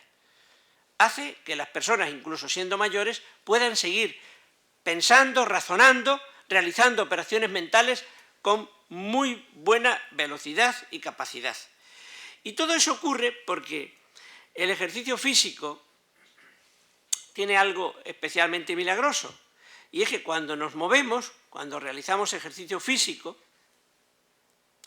las neuronas fabrican una sustancia química llamada BDNF. BDNF es el acrónimo del nombre en inglés, es lo que llamamos un factor de crecimiento neural, que, para que ustedes me entiendan, esta sustancia viene a ser como una especie de lubricante de la máquina cerebral. Imagínense ustedes lo diferente que trabaja una máquina cuando está bien lubricada de cuando no lo está. Pues bien, sin esta sustancia podríamos decir, para entendernos, que el cerebro no está bien lubricado si no hacemos ejercicio, si no nos movemos, y por eso le cuesta mucho más a las neuronas trabajar y funcionar. Pero si nos movemos, esta sustancia se segrega, se fabrica y las neuronas trabajan mejor. Y ahora se lo voy a decir ya de una forma científica, no como un lubricante. Lo que hace esta sustancia es, primero, aumenta la plasticidad sináptica. La plasticidad sináptica quiere decir la capacidad de las neuronas para conectarse entre ellas en la conexión que llamamos sinapsis. Segundo, aumenta también la neurogénesis. Se lo acabo de decir hace un rato, es decir, cuando hacemos ejercicio físico nacen más neuronas nuevas en nuestro cerebro. Y tercero, una cosa muy importante para la gente mayor, mejora la vascularización, es decir, el aporte de sangre al cerebro y a las neuronas. Esto es muy importante porque una de las cosas que ocurre en la gente mayor es que se pierde la irrigación, que la sangre llegue a las neuronas. Y es por eso por lo que muchas personas mayores tienen problemas mentales. Las neuronas están bien, pero claro, no les llega el suministro, no les llega la energía que necesitan. ¿Qué le llega a las neuronas por la sangre? Pues dos cosas muy importantes que necesitan para funcionar. Les llega por la sangre la gasolina con la que trabajan, que es la glucosa. La glucosa le llega a las neuronas por la sangre.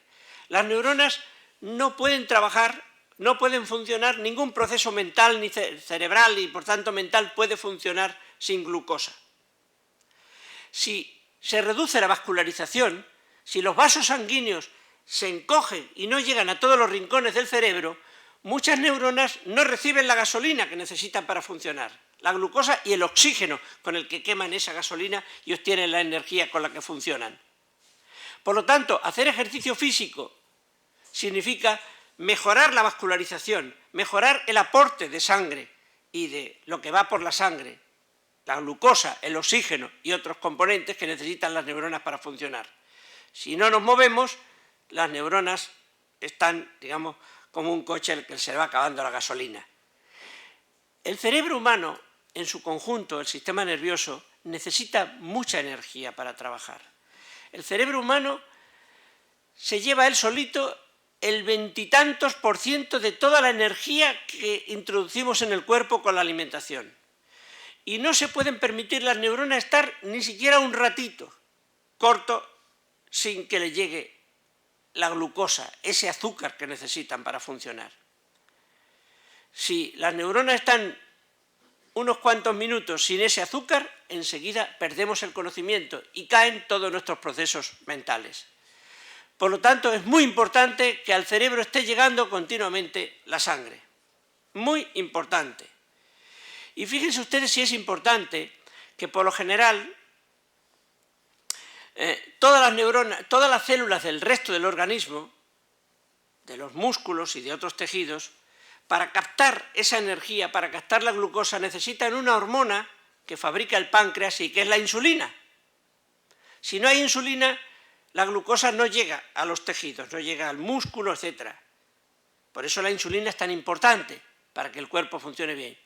Pero las neuronas no se pueden permitir ese lujo de necesitar insulina. Las neuronas son las únicas células del cerebro que captan la glucosa aunque no haya insulina. De esa forma, ningún diabético tiene problemas mentales por el hecho de no fabricar la insulina con normalidad. Su cerebro funciona bastante bien. Es el resto del cuerpo el que tiene algún problema. Pero las neuronas necesitan mucho la vascularización, eso es lo que quiero insistir. Y una de las mejores cosas de vascularizar el cerebro, una de las mejores cosas que podemos hacer para vascularizar el cerebro es hacer ejercicio físico.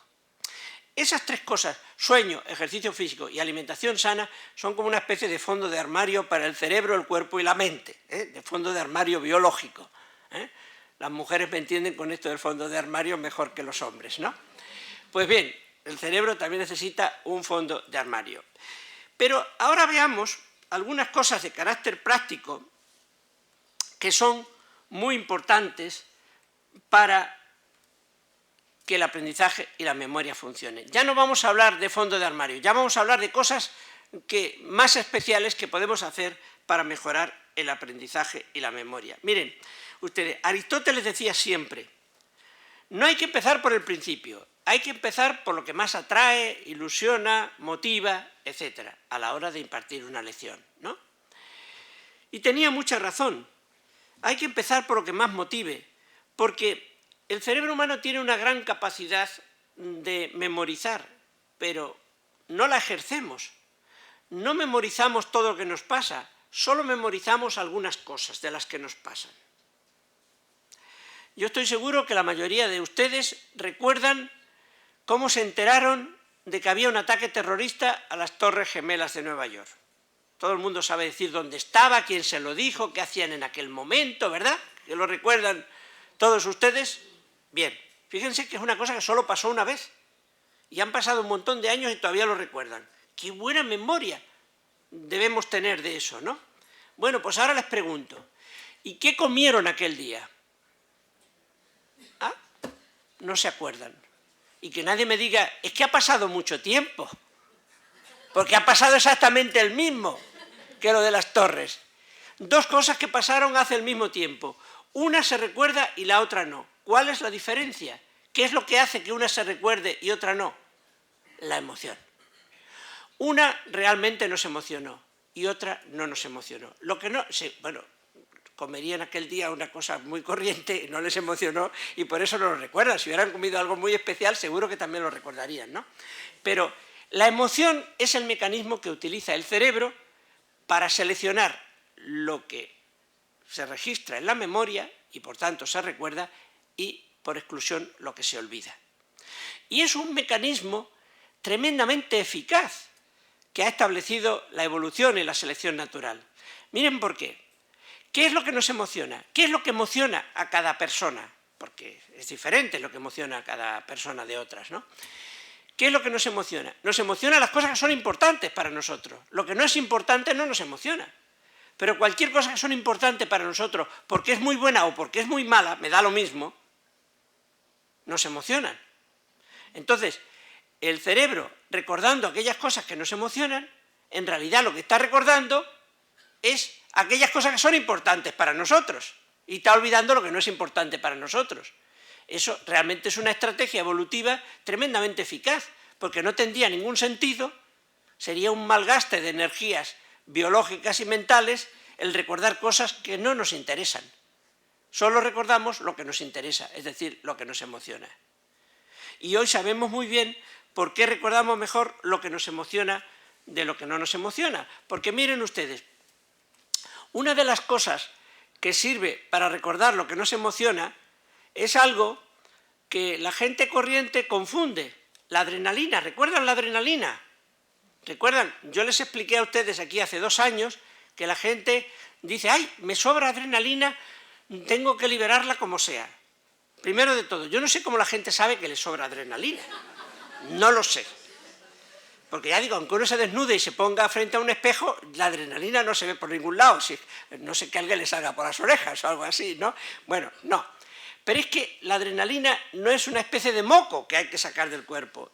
Es una sustancia natural, una hormona que produce el organismo para darnos energía en situaciones, digamos, de apuro. Cuando nos emocionamos es que está pasando algo importante y a lo mejor hay que salir corriendo. Si lo que está pasando es un incendio, un fuego, un terremoto. Y entonces la adrenalina hace que lata más deprisa el corazón, que se activen todos sus músculos y que tengas más fuerza y capacidad para huir y para salvarte.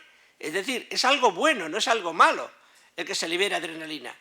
Pero más bueno todavía es saber que esa adrenalina que liberamos cuando nos emocionamos es clave para que las memorias que se forman por habernos emocionado sean fuertes y consistentes. Miren ustedes, en los experimentos con animales, en los que se suprimen las glándulas suprarrenales, que son las estructuras de nuestro organismo que fabrican la adrenalina, esos animales sin glándulas suprarrenales no recuerdan o recuerdan muy mal incluso lo que les emociona.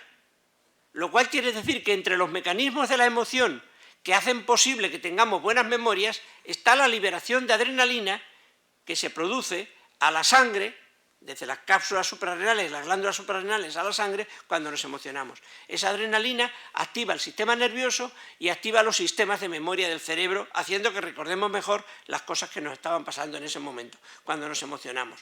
Por tanto, recuerden, liguen la adrenalina pues, a la memoria también, y no se aten de una cuerda los domingos y se tiren de un puente intentando liberar adrenalina, que es lo que hacen algunos jóvenes, que siempre digo lo mismo, se rompe la cuerda y lo liberan todo, la adrenalina y todo lo demás. Bueno, pues recuerden, por tanto, lo importante que es la emoción para la memoria. Y recuerden, esto lo saben los buenos profesores, no hace falta que venga aquí ningún neurocientífico a decirlo, los buenos profesores saben ya desde siempre que si tú motivas al alumno vas a hacer que forme mejores memorias. Yo lo que puedo explicar un poquito pues es esto, que eso ocurre pues porque la adrenalina activa determinados nervios y determinadas partes del cerebro relacionadas con la memoria, es decir, le estoy dando la razón a los buenos profesores, o le estoy dando no solo la razón ya la tienen, le estoy diciendo por qué pasa lo que pasa y por qué es tan bueno que motiven a sus alumnos a la hora de aprender y no se limiten a explicar cosas aburridas. El siguiente consejo que les doy es el siguiente, miren ustedes, guiar el estudio con preguntas. Eso es tremendamente útil. Convertir al alumno en una especie de Sherlock Holmes que tiene un problema en la cabeza, una pregunta, y busca la respuesta, la solución a esa pregunta. Si el alumno cuando estudia, cuando trabaja, cuando intenta aprender, no sabe a dónde va, no sabe lo que busca, no sabe lo que quiere, va a estar mucho menos motivado y muy confundido. Es el típico alumno que en la universidad te dice, profesor, ¿y esto que he leído aquí en este libro, esto entra para el examen o no entra? Están todo el día con lo que entra y lo que no entra. ¿Y por qué? Pues porque no tienen claro lo que buscan.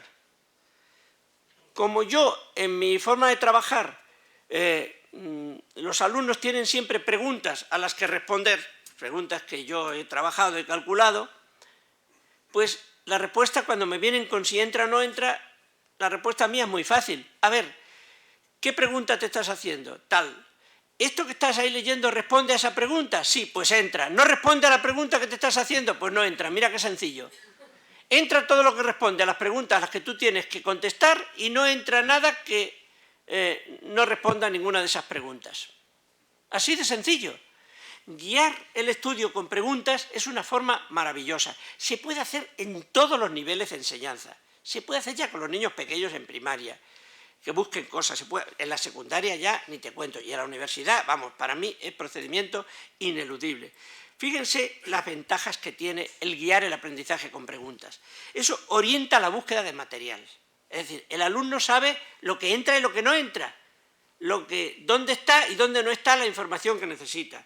Reduce el tiempo perdido, leyendo, trabajando cosas que no entran, porque no sabes que no entran.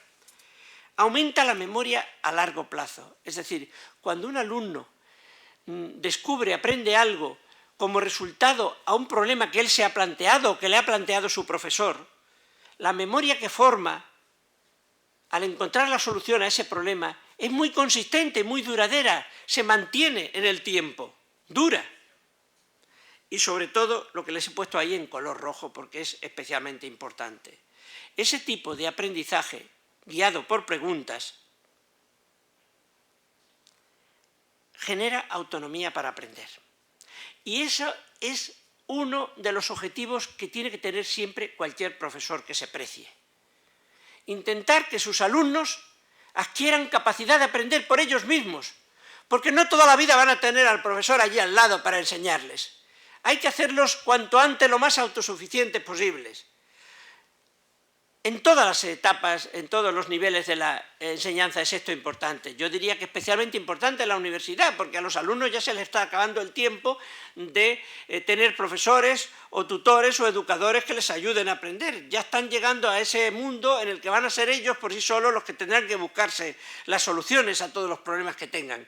Y ser capaz de buscárselas por uno mismo, generar fórmulas, procedimientos para aprender, eso es muy importante. Por tanto, este es un gran consejo que yo les doy a todos ustedes y les doy las razones por las cuales creo que es muy bueno.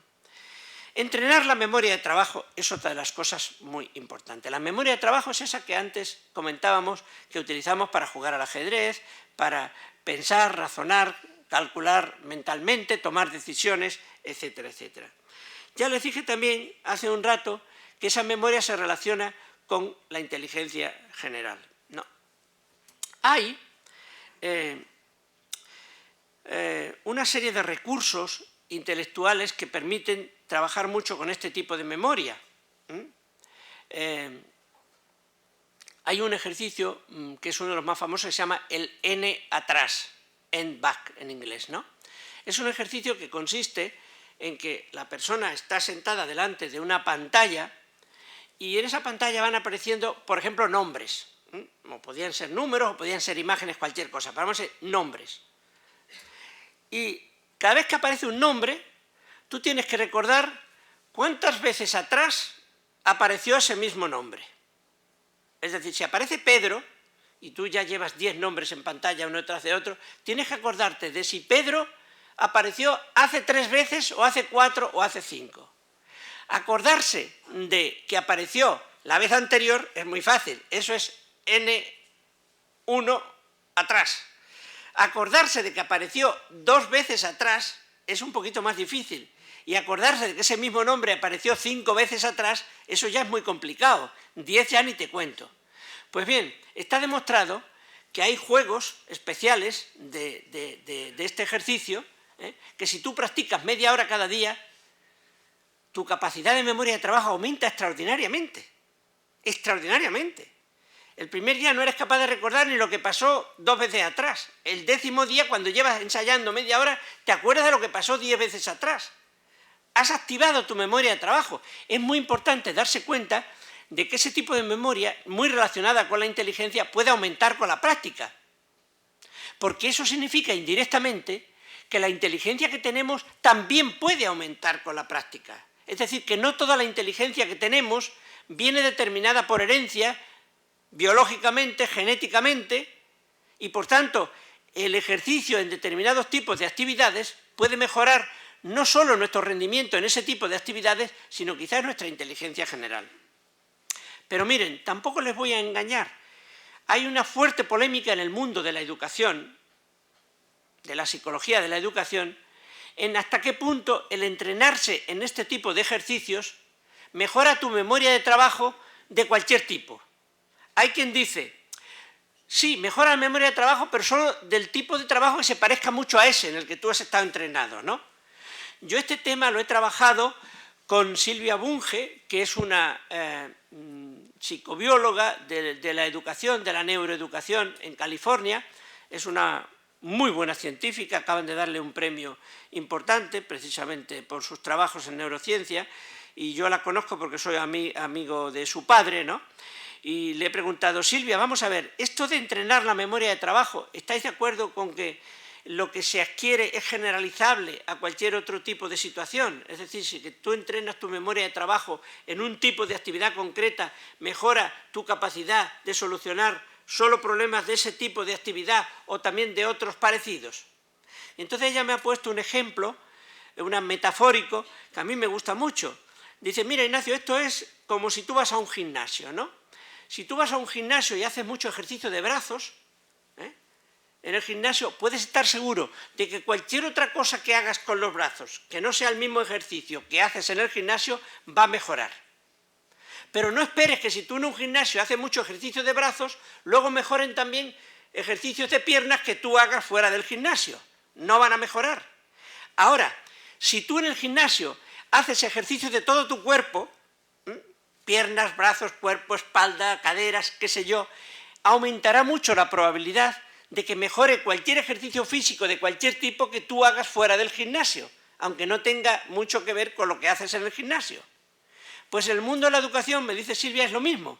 Si tú te entrenas mucho en actividades mentales de memoria de trabajo que utilizan muchos recursos, que tienen mucha variedad de procedimientos, la probabilidad de que tu cerebro adquiera mucha flexibilidad y se pueda, digamos, generalizar esa capacidad que tú adquieres a otras actividades diferentes nunca practicadas, aumenta también. O sea que cuanto más restrictivo es el ejercicio y específico que tú haces, menos probabilidad hay que la capacidad que mejoras se generalice a otras capacidades diferentes. Pero si lo que haces es muy variado, funciona. Y lo que sí hemos comprobado en neurociencia es que haciendo muchos ejercicios de este tipo,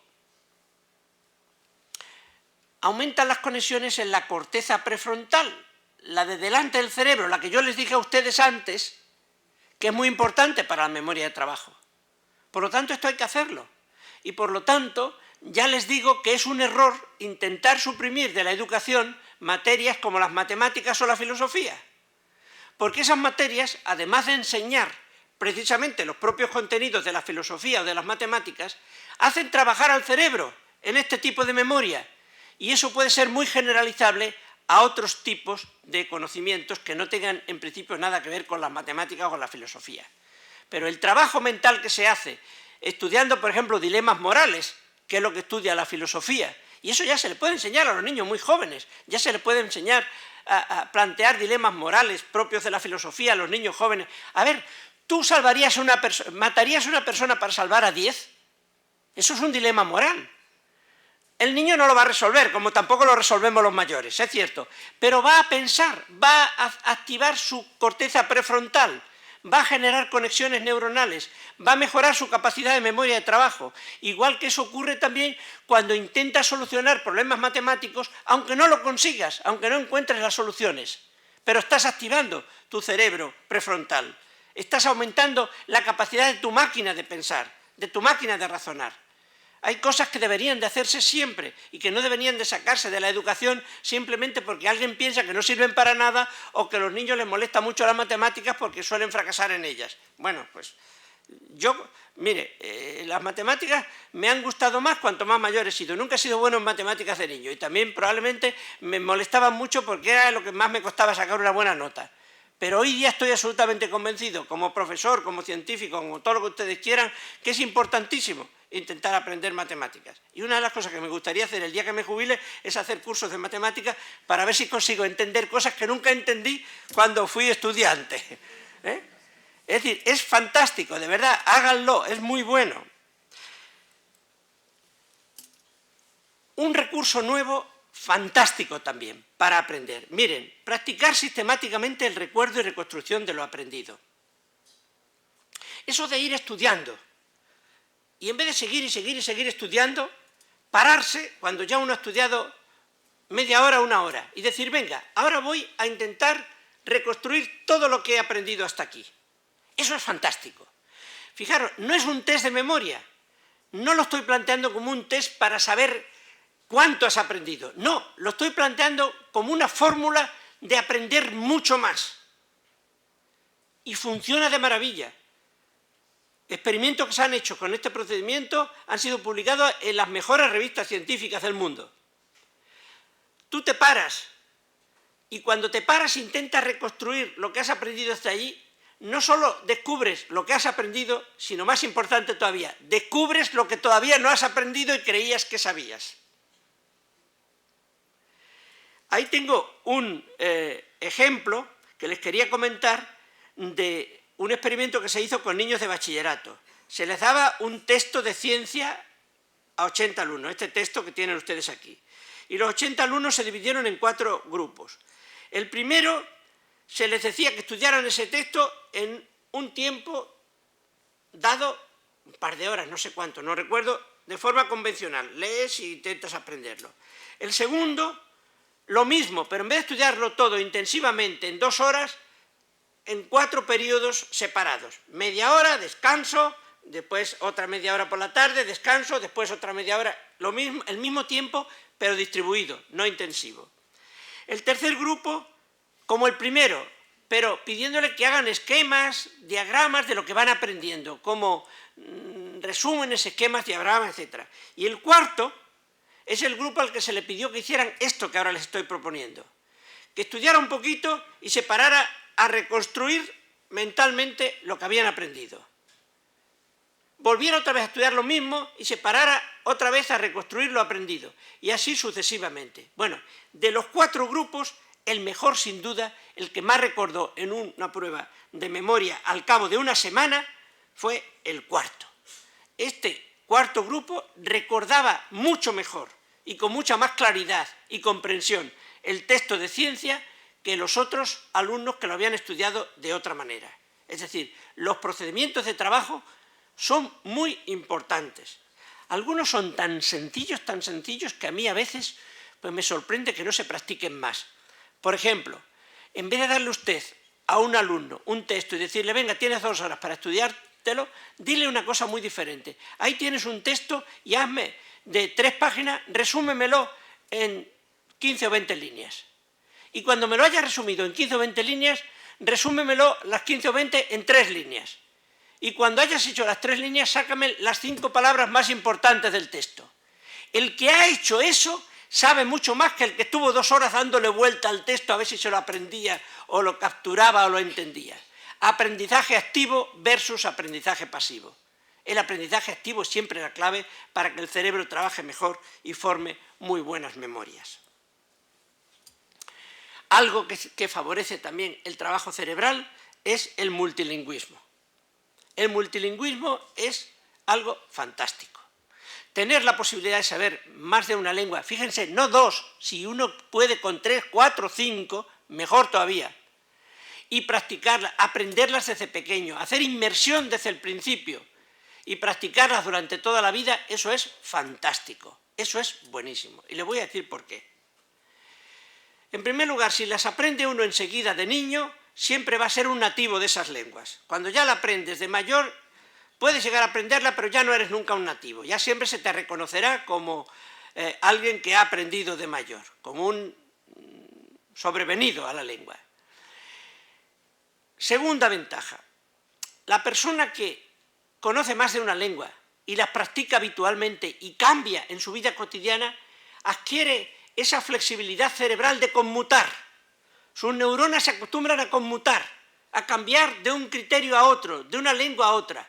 Y eso está comprobado que se generaliza a otros tipos de cambios o mutaciones que tiene que hacer el cerebro cuando trabaja y tiene que cambiar de criterios.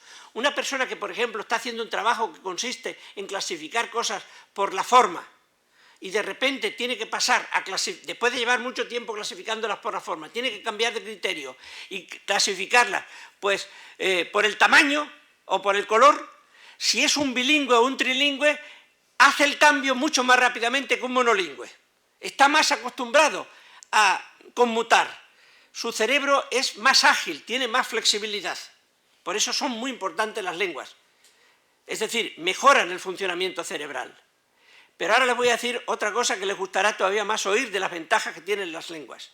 Las personas que han practicado más de una lengua a lo largo de toda su vida tardan más tiempo que las monolingües en empezar a tener problemas de degeneración neuronal y problemas de memoria y problemas mentales cuando se hacen mayores.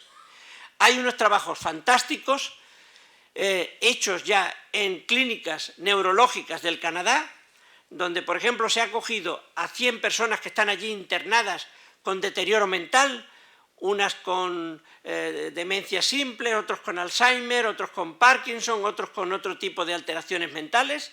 Se les ha hecho un estudio a todas ellas y se ha comprobado que todas aquellas personas de las que están ya ingresadas con enfermedades de ese tipo, que han sido por lo menos bilingües en toda su vida, y en el Canadá hay mucha gente que es bilingüe inglés-francés, han tardado 4 o 5 años más que las personas monolingües en empezar a tener problemas mentales.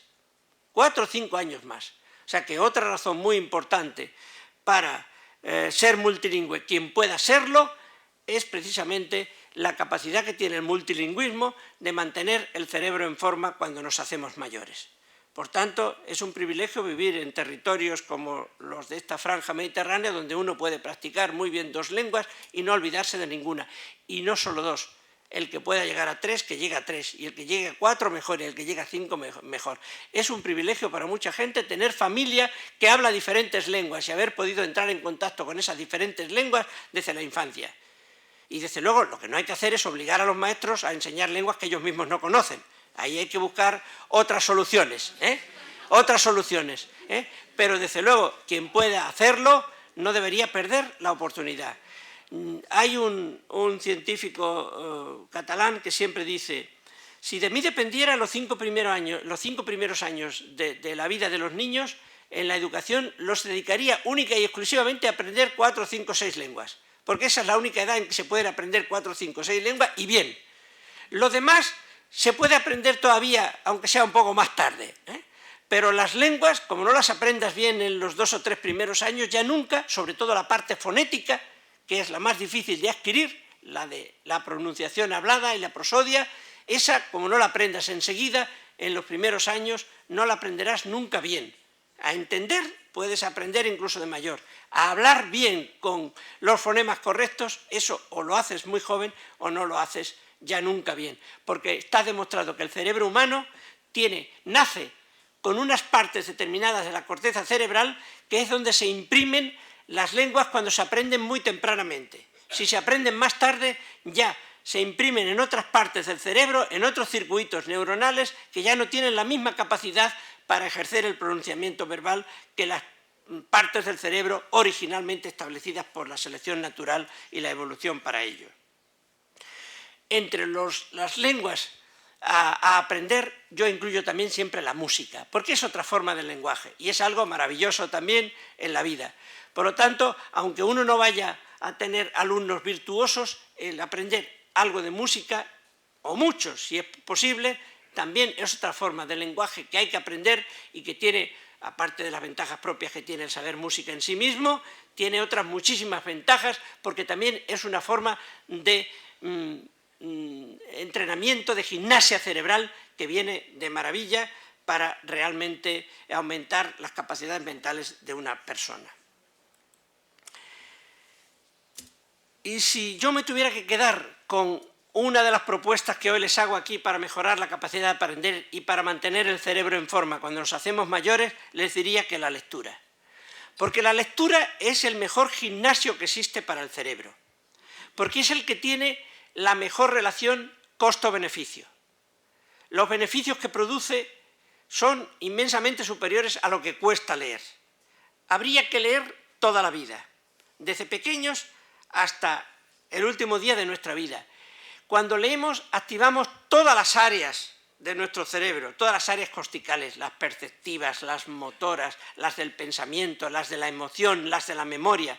El leer puede dar lugar a reactivar continuamente numerosas estructuras y partes anatómicas y funcionales de nuestro cerebro. Por eso digo que es la mejor gimnasia para el cerebro y por eso digo que habría que intentar fomentar la lectura en los niños desde la más temprana infancia, desde luego sin pasarse, pero hasta el último día de nuestra vida. Porque hay un viejo refrán castellano que dice que no somos viejos, somos mayores pero no viejos, hasta que no empezamos a creer que ya no tenemos nada nuevo que aprender.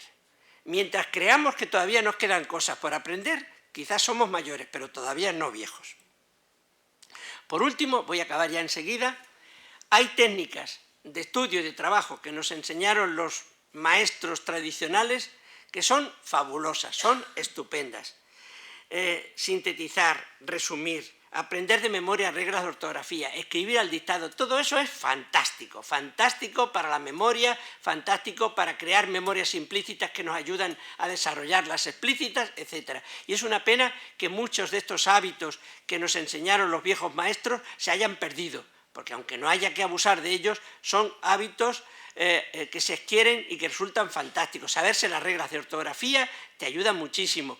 Imaginemos si no hubiéramos aprendido de memoria la tabla de multiplicar, ya seríamos todavía mucho más esclavos de las maquinitas de lo que somos ahora, incluso sabiendo la tabla de multiplicar.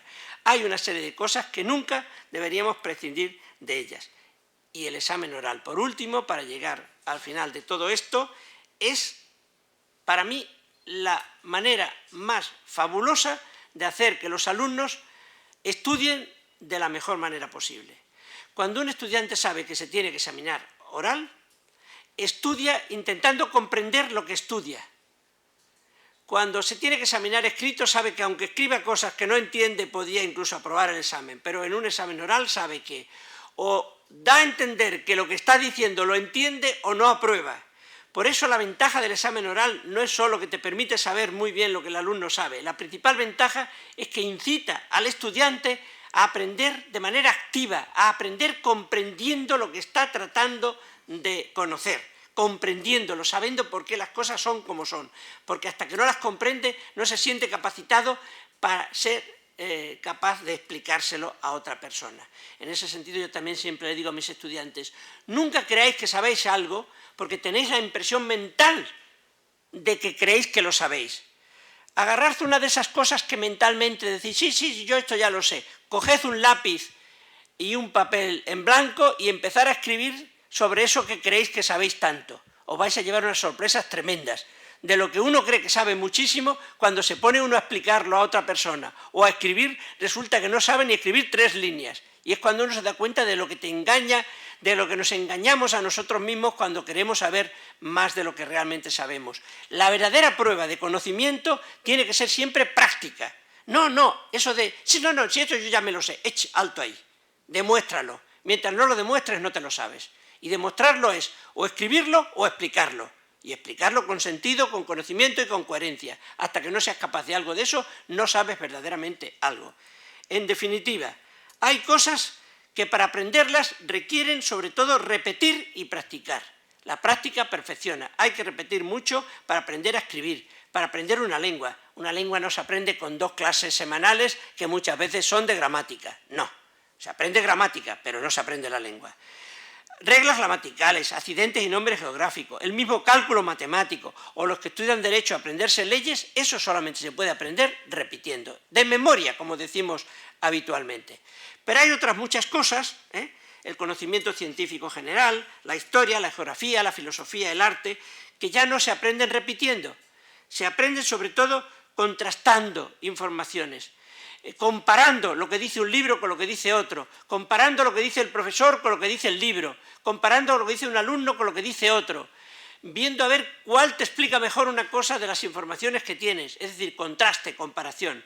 Cuando repetimos, utilizamos las áreas del cerebro que crean la memoria implícita. Cuando comparamos, utilizamos el hipocampo y las áreas del cerebro que crean la memoria explícita.